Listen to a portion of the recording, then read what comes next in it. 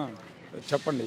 ఇప్పుడు నిన్న చూసినట్లయితే ఏబిఎన్ పేపర్ ఉంది కదా, దాంట్లో ఇంకేం లేదు, జగన్కి అసలు పార్టీ ఆడింది, జగన్ పార్టీ లేదు, అయిపోయింది, ఓడిపోతున్నాడు అని చెప్పేసి ప్రశాంత్ కిషోర్ అన్నట్టుగా ఇప్పుడు హెడ్డింగ్లు పెట్టి మరి పెద్ద పెద్ద అక్షరాలు పెట్టి మరీ వేశారు. మీరేమంటారు?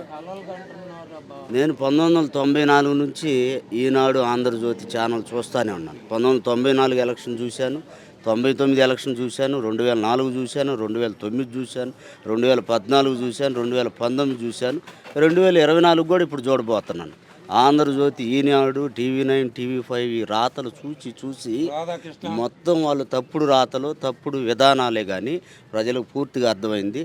దీనివల్ల ఏం ఇబ్బంది లేదు. జగన్మోహన్ రెడ్డి గారు 175 సీట్లు, 25 కన్ఫామ్గా ప్రజల ద్వారా పూర్తి మెజార్టీ అవకాశాలు ఉన్నాయి. మరి ఇబ్బంది లేదని మీరు అంటున్నారు. అటు చూస్తే మరి జగన్ ఏ సంక్షేమ కార్యక్రమం చేసినా వార్తలు వక్రీకరించి రాసి ఆ పేపర్లో అసలు డబ్బులు కాకుండా ఊరగ పంచుతున్నారు కాక. నేను చెప్తుంది నా దగ్గర నేను చదువుకున్న ఎడ్యుకేటర్స్ 94 నుంచి 2024 దాకా చూస్తూనే ఉండాలి. వాళ్ళ రాతలు అవన్నీ ఇది తప్పని ఎన్నోసార్లు చెబుతూనే ఉన్నా. ఏ రాతలు అవే విధానాలు, దానివల్ల ఇబ్బంది లేదు. రాష్ట్రంలో 170 సీట్లలో టీడీపీ కానీ జనసేన పలానా అసెంబ్లీ స్థానం గెలిచిద్దని చెప్పమని, ఇవన్నీ కాదు.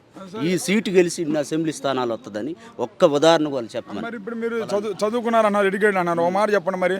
మరి ఇప్పుడు జగన్ ఒక రాష్ట్ర ముఖ్యమంత్రి, మరి అతను మెట్టి పవన్ కళ్యాణ్ బలిచక్రవర్తిని తొక్కితే పాతాళానికి వెళ్తాడు అంటున్నాడు కదా. ఏమండి, ఒక చిన్న విధానం, ఒక రాజకీయ పార్టీని స్థాపించేటప్పుడు గ్రామ స్థాయిలో వార్డు మెంబర్లు, మండలాలు, మున్సిపాలిటీలు, జడ్పీటీసీలు, కార్పొరేషన్, ఎమ్మెల్యేలు, ఎంపీలు నియమించి గ్రౌండ్ వర్క్ చేయాలి.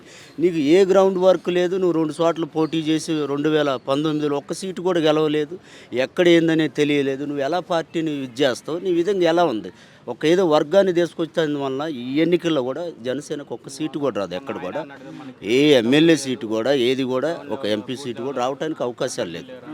మరి ఇప్పుడు మిమ్మల్ని మక్కిలర్ తీసి మడత పెడతా అన్నాడు కదా మీ పార్టీ వాళ్ళు, పవన్ కళ్యాణ్. సరే, ఎన్నికల్లో ఎవరు మడత పెడతారో, ఎవరు మడత పెట్టి కుర్చీలు, జెండాలు మడత పెడతారో జనమే చూస్తారు. ఎన్నికల్లో స్పష్టంగా ఉన్నారు. 175 టార్గెట్ ఖచ్చితంగా ప్రజలు ఇవ్వడానికి సిద్ధంగా ఉన్నారు ఈ ఎన్నికల్లో.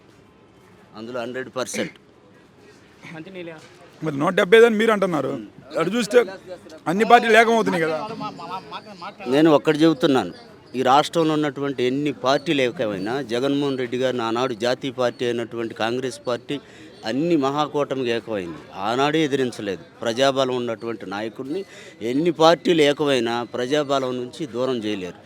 ఆ వ్యక్తి, ఆ నాయకుడు పటిష్టమైనటువంటి నాయకుడు కాబట్టి వాళ్ళు ప్రజల నుంచి దూరం చేయడానికి ఎన్ని ప్రయోగాలు చేసినా ప్రజలు ఖచ్చితంగా అధికారాన్ని ఇవ్వడానికి, బ్రహ్మాండమైనటువంటి రిజల్ట్ ఇవ్వడానికి ఖచ్చితంగా ఉన్నారు.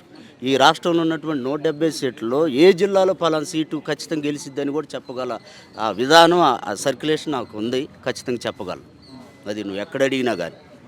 అది ఓకే, మంచిది.